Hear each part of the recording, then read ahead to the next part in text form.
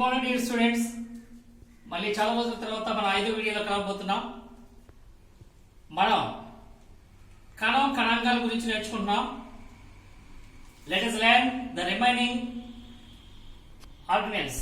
మిగిలిన కణాంగాల గురించి మనం నేర్చుకుందాం. అందులో లైసోజోమ్స్ గురించి మాట్లాడదాం.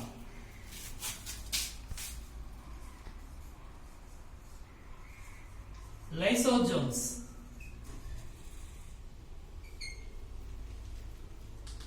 లైసోజోమ్స్ అనేవి అతి చిన్న పరిమాణంలో గుండ్రంగా ఉండే కణాంగాలు. ఇవి రసభరితంగా ఉండే సంచి వంటి నిర్మాణాలు. సో ఇవి spherical in the shape. These are tiny particles present in the cytoplasm and these are filled with fluid, solid or fluid content. These are the storage of solid or fluid contents. దీనిలో and these are filled with fluid. రసభరితంగా ఉంటాయి. అలాగే గుండ్రంగా ఉండే నిర్మాణాలు, అతి చిన్న పరిమాణంలో ఉండే నిర్మాణాలు. సో ఇవి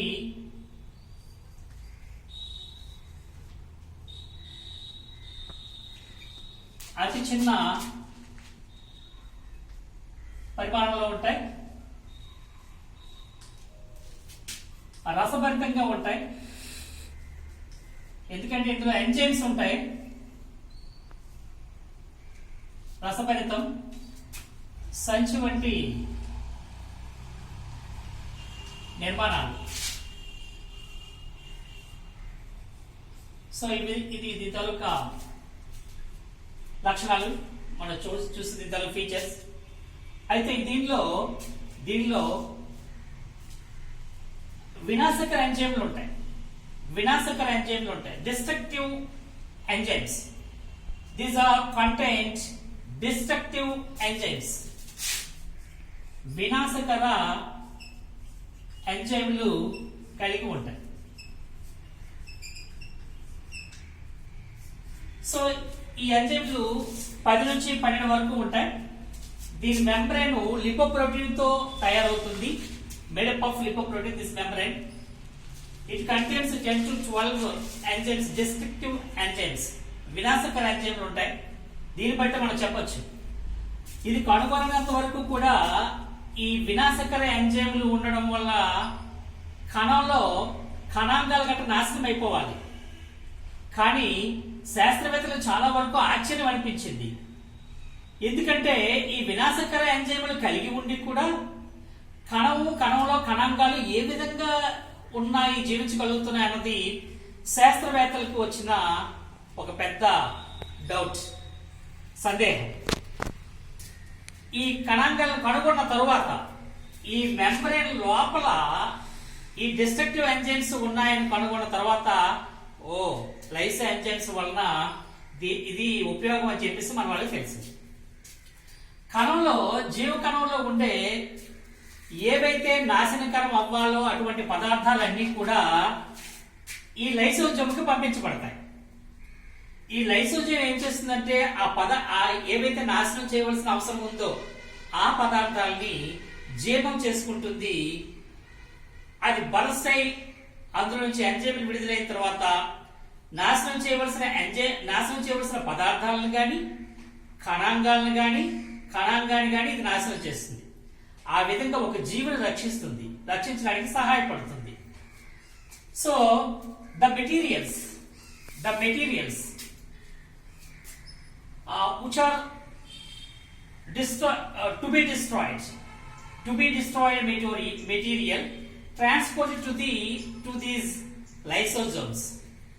Lysosomes digest them and then burst and release the enzymes. The released enzymes, that enzymes digest to the destroyed material. So ఆ విధంగా ఏదైతే టు బి డిస్ట్రాయిడ్ మెటీరియల్ ఉందో it transported to the lysosomes and those lysosomes digest them and then burst and release the destructive enzymes and they digest all the materials of the cell. So కణాంగం లేదా కణాంగాలు లేదా కణంలో ఉండే వివిధ భాగాలు ఏవైతే నాశనం అవ్వాలో వాటిని నాశనం చేయడానికి ఇది బరస్ట్ అవుతుంది. సో ఆ విధంగా ఇది బరస్ట్ అవడం వలన దీన్ని మనం సూసిడైల్ బ్యాగ్స్ అని పిలుస్తాం. స్వయం విచ్ఛిత్తి సంచులు, ఆటోలైసిస్, సెల్ఫ్ గా అది బరస్ట్ అవడం అన్నది అవసరాన్ని బట్టి అది ఆటోలైసిస్ అనేది జరుగుతుంది. సూసిడైల్ బ్యాగ్స్ అని చెప్పి మనం పిలుస్తాం. సో స్వయం విచ్ఛిత్తి సంచులు అని పిలుస్తాం. స్వయం విచ్ఛిత్తి సంచులు. ఆ విధంగా ఇది కణానికి చాలా ఉపయోగకరమైన లైసోజోమ్స్. ఇక నెక్స్ట్ చెప్పుకోవాల్సినవి రిక్టికల్, వాక్యూల్స్. రిక్టికల్ ఇవి ఖాళీగా ఉండే నిర్మాణాలుగా కనిపిస్తాయి. Large spaces, large empty places. So అలాగా ఖాళీ ప్రదేశాలు,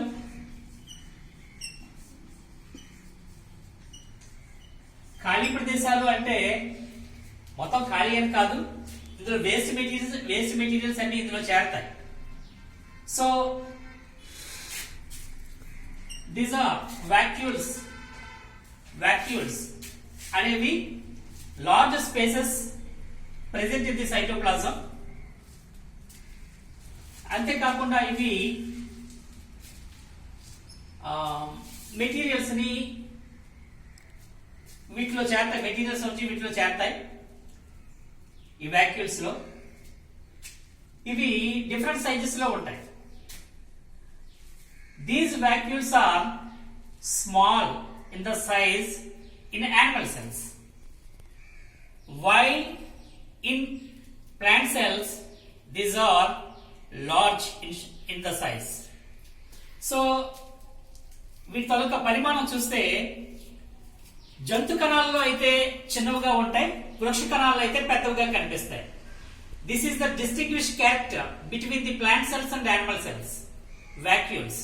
మనం కణకవచం చూసాం, అలాగనే ప్లాస్టిక్స్, క్లోరోప్లాస్ట్ గురించి చూసాం. ఆ తర్వాత రిక్టికల్ కూడా రెండింటికి భేదంగా మనం చెప్తాం. In the matured plant cells these vacuoles might be occupied almost the entire cell space. కణాంగం తాలూకా మొత్తాన్ని కూడా ఆక్రమించేస్తాయి. పరిణితి చెందిన వృక్ష కణాల్లో ఇవి మొత్తం కూడా ఆక్యుపై చేస్తాయి. సో ఇవి వృక్ష కణాల్లో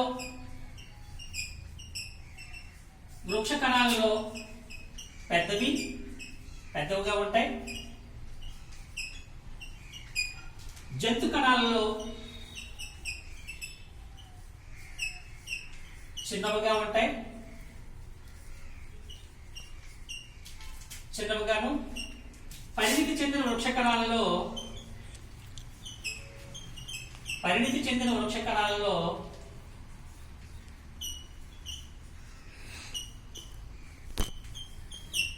కణం మొత్తం ఆక్యుపై చేస్తాయి. సో ఆ విధంగా ఉంటాయి. అలాగనే ఇవి టర్గర్ ప్రెజర్. కణం మీద పైనుంచి ఒత్తిడికి గురవుతున్నప్పుడు కణం మీద కణ త్వచం పైన ఏదైనా ఒత్తిడి కలిగితే ఆ ఒత్తిడిని తట్టుకోవడానికి కణం లోపల ఈ వాక్యూల్స్ కుడ్య పీడనాన్ని, ఆ కుడ్యం పైన వచ్చిన పీడనాన్ని నిరోధిస్తాయి, కంట్రోల్ చేస్తాయి. ఆ విధంగా ఇవి సహాయపడతాయి. లోపల ఇవి చేసే ఒక ముఖ్యమైన పని టర్గర్ ప్రెజర్ ని కంట్రోల్ చేయడం, నియంత్రిస్తాయి. కుడ్య పీడనాన్ని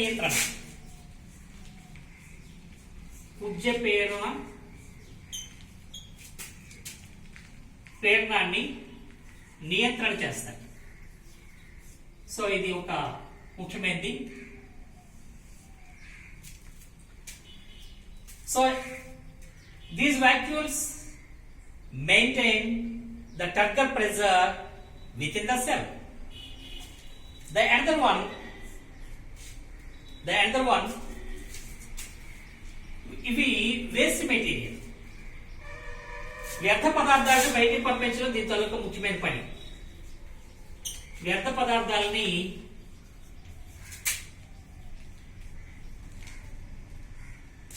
బయటికి పంపించడం.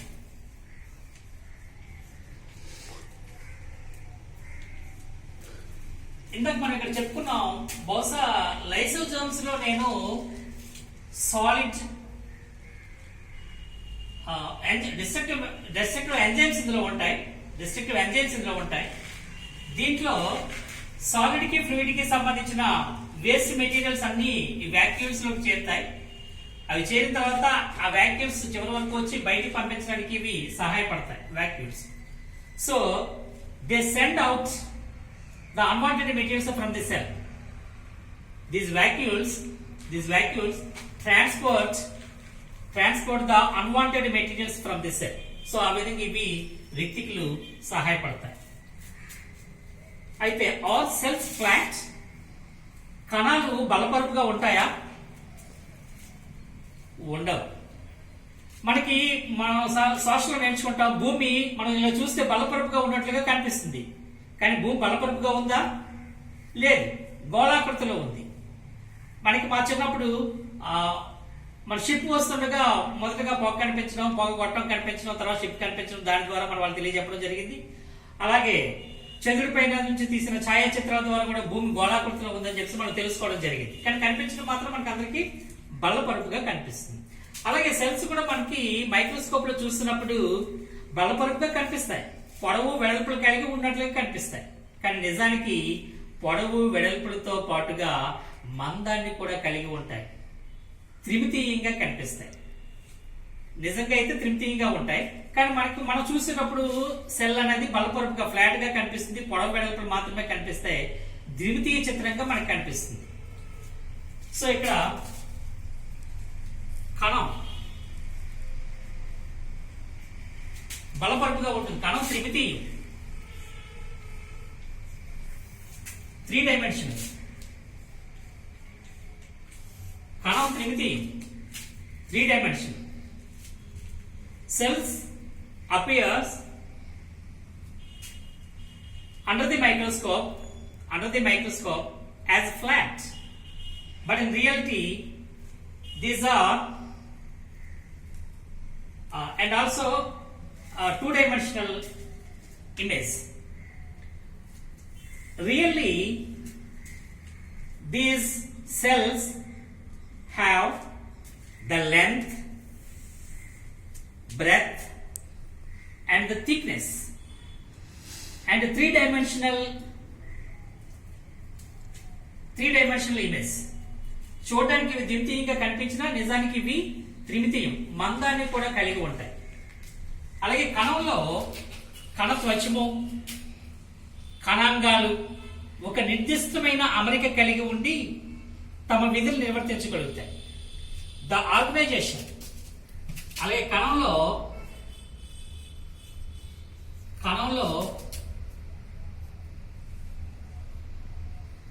సెల్ మెంబ్రేన్, కణత్వచం, అలాగే కణాంగాలు నిర్దిష్టమైన అమరిక కలిగి ఉంటాయి. నిర్దిష్టమైన అమరిక.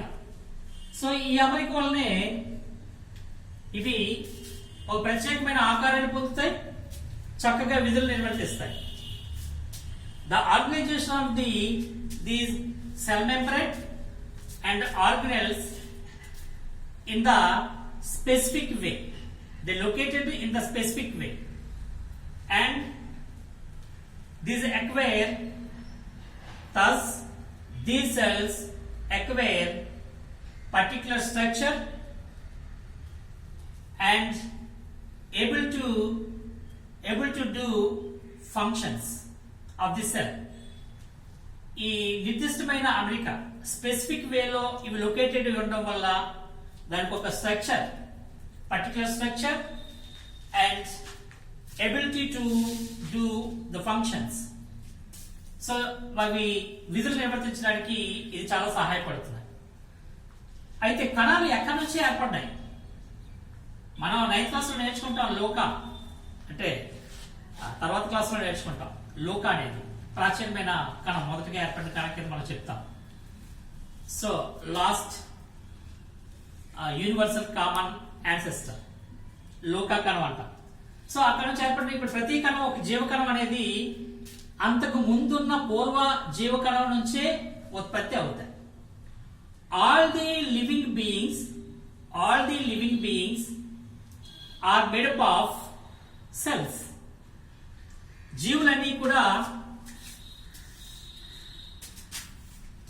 జీవులన్నీ జీవకణంతోనే తయారవుతాయి. So all living beings made up of cells.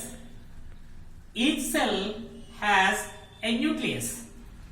ప్రతిది కూడా ఒక జీవకణంలో కేంద్రకం అనేది ఉంటుందని మనం ఇంతకు ముందే నేర్చుకున్నాం. న్యూక్లియస్ గురించి నేర్చుకున్నప్పుడు ఈ సెల్స్ ను మొట్టమొదటిగా అబ్జర్వ్ చేసిన, పరిశీలన చేసింది Robert hook. The first observer of these cells Robert hook. అతను కణాన్ని కనుగొన్నాడు. And N.J. Schleiden, Matthias Jakob Schleiden and Theodor Schwann. M.J. Matthias Jakob Schleiden and Theodor Schwann together they formulated the cell theory. కణ సిద్ధాంతాన్ని తెలియచెప్పిన వారు, కణ సిద్ధాంతాన్ని తయారు చేసింది, కణ సిద్ధాంతాన్ని చెప్పిన వాళ్ళు, ప్రకటించిన వాళ్ళు Schleiden and Schwann, botanist and zoologist. ఈయన వృక్ష శాస్త్రవేత్త, ష్వాన్ అనే ఆయన జంతు శాస్త్రవేత్త. వీళ్ళిద్దరూ కలిసి కణ సిద్ధాంతాన్ని ప్రతిపాదించారు. The formulated the cell theory together. అయితే వీళ్ళు ఈ సెల్ థియరీ చెప్పిన తర్వాత రుడాల్ఫ్ కార్ల్ విర్కో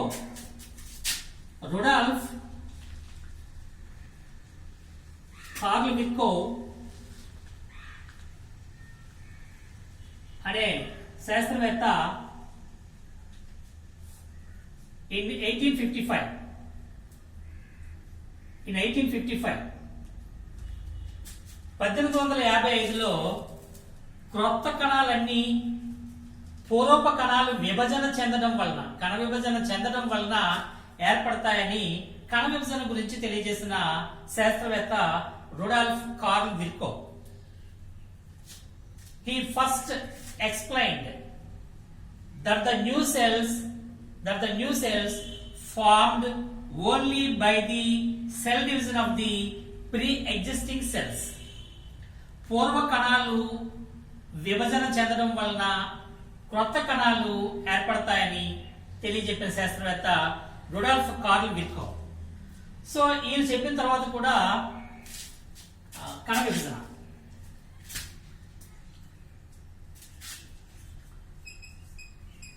కణ విభజన గురించి తెలియజేశాడు. దీని తర్వాత ద సెల్ థియరీ. ఈ సెల్ థియరీ అనేది మోడిఫైడ్ చేయడం అనేది జరిగిన తర్వాత according to the modified cell theory based on the ఈ సెల్ థియరీ కూడా ష్లేడెన్ ష్వాన్ తర్వాత మళ్ళీ తెలియజేయడం జరిగింది. దానిలో the modified cell theory by the Schleiden and Schwann based on the 2 cardinal principles. ఇది 2 ముఖ్యమైన విషయాలు ఇందులో తెలియజెప్పడం జరిగింది. The first one, all the all the living organisms composed of cells and products of cells. ప్రతి కణం కూడా ప్రతి జీవ కణం జీవి కణాలతో ఏర్పడింది, కణంతోనూ కణ ఉత్పత్తులతోనే ఏర్పడుతుంది. ప్రొడక్ట్స్ ఆఫ్ సెల్స్ కణ ఉత్పత్తులు, కణంతోనూ కణ ఉత్పత్తులతోనే ఏర్పడుతుంది అని చెప్పేసి తెలియచెప్పడం జరిగింది. అలాగే రెండవది all cells arise from the pre existing cells.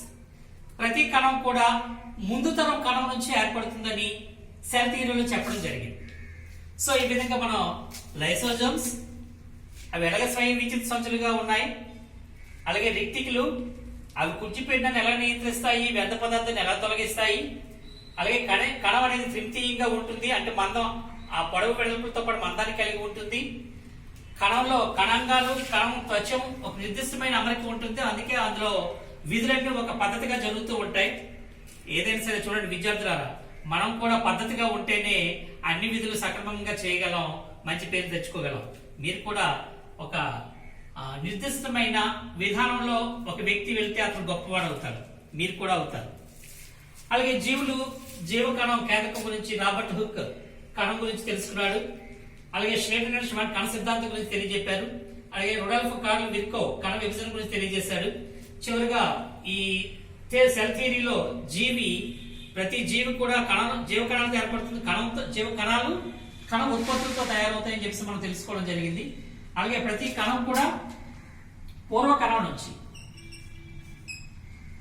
ప్రతి కణం కూడా ప్రీ ఎగ్జిస్టింగ్ సెల్స్ పూర్వకణం నుంచి ఏర్పడతాయి, పూర్వకణం నుండి ఏర్పడుతుంది. సో ఈ విధంగా ఇప్పటికి మనం సైటాలజీలో కణం అంటే ఏంటి, అందులో మాదిరి కణం గురించి నేర్చుకున్నాం, అందులో ఉండే కణాంగాల గురించి నేర్చుకున్నాం, దీంతో కణాంగాలన్నిటి గురించి నేర్చుకోవడం జరిగింది. సో ఈ విధంగా ప్రతి కణము ఒక పద్ధతిగా ఉండి ఒక జీవిలో జీవక్రియలన్నీ కూడా సక్రమంగా జరిగి జీవి ఈ సృష్టిలో చక్కగా జీవించగలుగుతుందంటే అది కణం వల్లనే జరుగుతుంది. సో ప్రతి క్షణం కణం తన విధులు నిర్వర్తిస్తుంది. అలాగే మనం కూడా అదే విధంగా ఉంటే మనం కూడా సక్సెస్ సాధించగలం. చివరిగా ఒక మాట ఆరోగ్యం పైన నిర్లక్ష్యం వద్దు, ఆరోగ్యంపై నిర్లక్ష్యం వద్దు, రోజుకొక అరగంటైనా వ్యాయామం చేయటం ముద్దు, ఇది మరువద్దు. విద్యార్థులారా, ఈరోజు కరోనా సమయంలో భయంతో మనందరం ఉన్నాం. భయపడాల్సిన అవసరం ఏది లేదు, కానీ జాగ్రత్తలు పాటించవలసిన అవసరం ఉంది. ఆరోగ్యంపై నిర్లక్ష్యం వద్దు, రోజుకొక అరగంట అయినా వ్యాయామం చేయడం ముద్దు, ఇది మాత్రం మరవద్దు. అందరికీ బాయ్, మళ్ళీ కలుద్దాం.